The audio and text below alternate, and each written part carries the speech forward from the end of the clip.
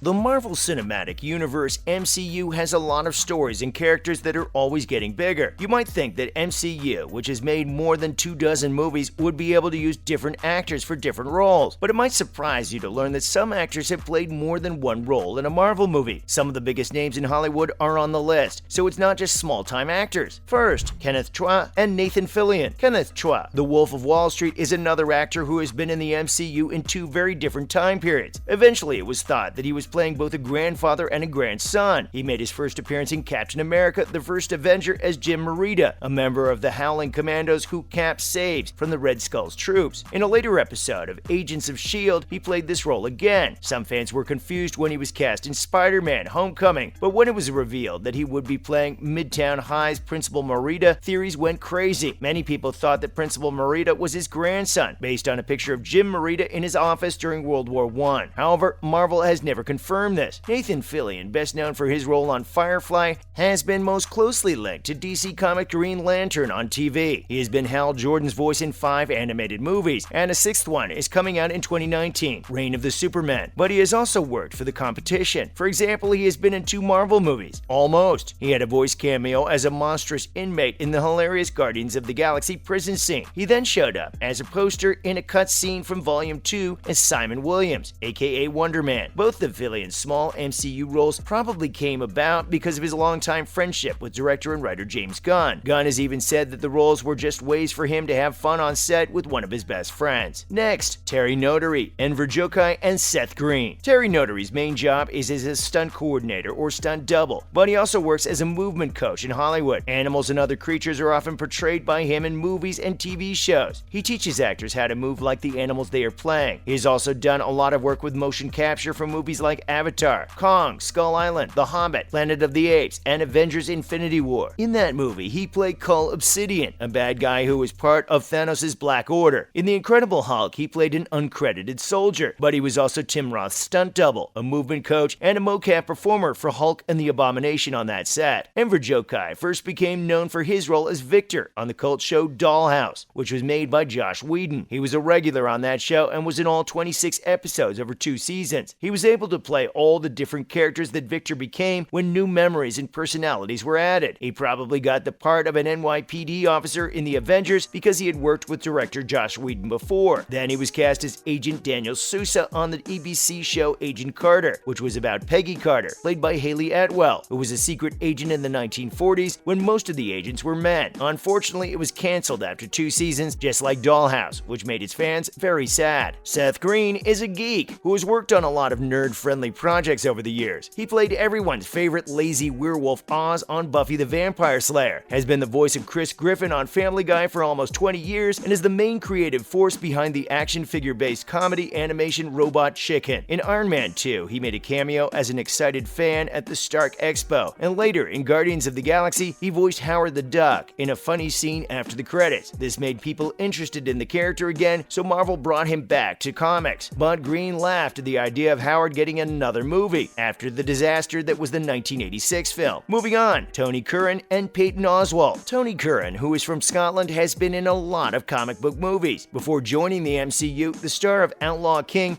was in 2 other Marvel movies, Blade 2, where he played a member of the Blood Pack named Priest, and X-Men First Class, in which he had a strange cameo as a Man in Black agent. He also played Rodney Skinner, aka the Invisible Man, in LXG, League of Extraordinary Gentlemen, a movie that most people didn't like, but the less said about it, the better. In Thor: The Dark World, he had a cameo as Odin's father, Bor, in a flashback scene. In Daredevil, he played an Irish gangster named Finn Cooley, who was killed by Frank Castle with a shotgun blast to the face at the end of his one and only episode. Patton Oswalt is a comedian and writer. He is also the only person in the Marvel Cinematic Universe to have played 4 different characters, who aren't just background people or have no names. He did play all 4 in the same show, Agents of S.H.I.E.L.D., and they are all identical quadruplet brothers. Oswalt was funny and likable in his roles as Eric, Billy, and Sam Koenig, all of whom were S.H.I.E.L.D. agents who liked playing video games. He also played Thurston Koenig, the only brother who isn't an agent. Thurston is an activist slam poet who has a lot of bad things to say about S.H.I.E.L.D. In 2004, Oswalt played the tech guy Hedges in Blade: Trinity, which was a live-action Marvel movie. Damien Poitier and McKenna Grace are up next. Damien Poitier is an actor and stuntman who has worked on the stunt teams for Captain America, Civil War, and Thor: The Dark World, both from the Marvel Cinematic Universe. But he also acted in 2 MCU movies, which make him eligible for this list. In Civil War, he played the memorable character Hero Merc No. 1, who was probably a member of Crossbone's team. But in the Avengers, he was the original Thanos, which was a much more important role, since he had worked with Joss Whedon on Angel, Dollhouse, and Firefly before.